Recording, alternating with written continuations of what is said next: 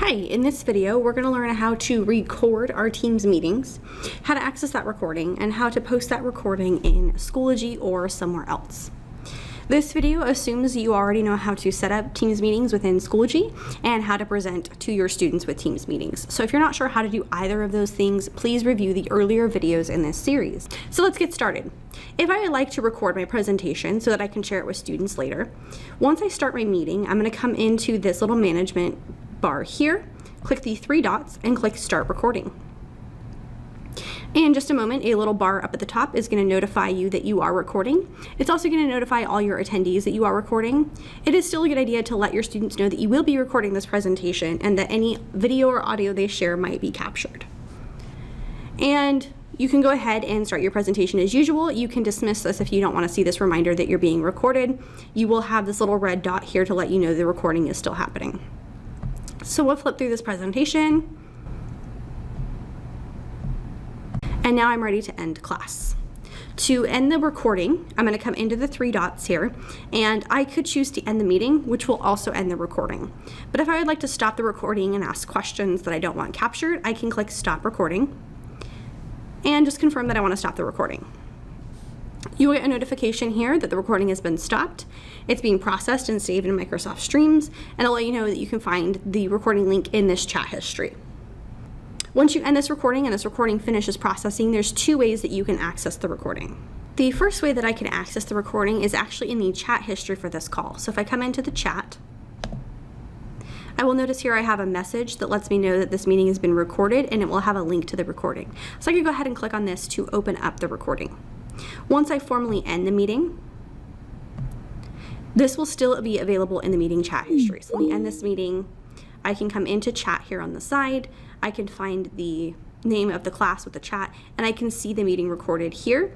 When it's processing, it'll let me know that it's still processing, and once the recording has been processed, I can go ahead and click on the recording to open that up and preview that. I can also click these three dots here to open it up in Microsoft Stream. I could get a link to this, I could share it out with somebody, or I've got some other options here. So that's one way that you can get to the recording. The other way is the recording will come to you in an email. The other way that you might get access to your recording is via an email. You'll get an email from Microsoft Stream letting you know that your recording is complete. You can go ahead and open up this email, and you'll get a notification that your content is ready, and you can click this pink link here to launch Microsoft Stream and access your recording.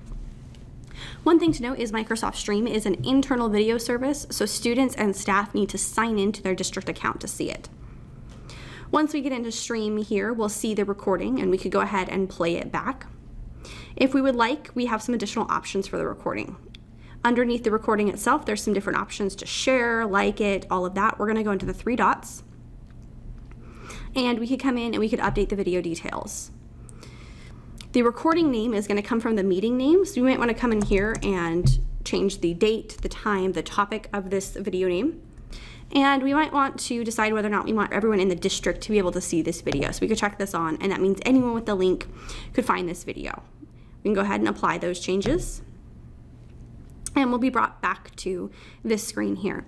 So at this point, we could grab this link and we could put this into Schoology, but you might also want to download this and upload this into YouTube or something like that. So we can click the three dots here, and we can choose Download Video to download our own copy of this video to our hard drive. Now I'm going to want to put this in Schoology for my students to watch, so I happen to have the Schoology tab open already. So what I'm going to do is copy the link so I can post this into Schoology. So I'll click this Share button here, and I'll click this pink Copy button here, and once I click Copy, I can close this out. Now I can come into Schoology, and I'm already in my course. Let's say I want to add this to my welcome folder. I'll find where I would like to add this video.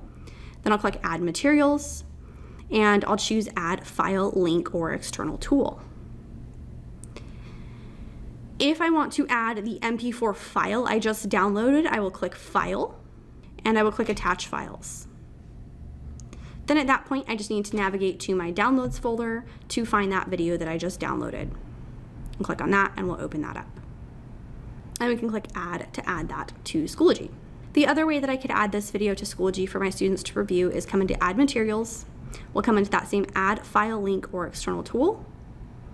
But this time we're going to add a link, and we'll add that link that we copied from Stream. If I don't have that, I can always come back to Stream, click share, click copy again just in case, and I'll come back to Schoology and I will paste it in that top box.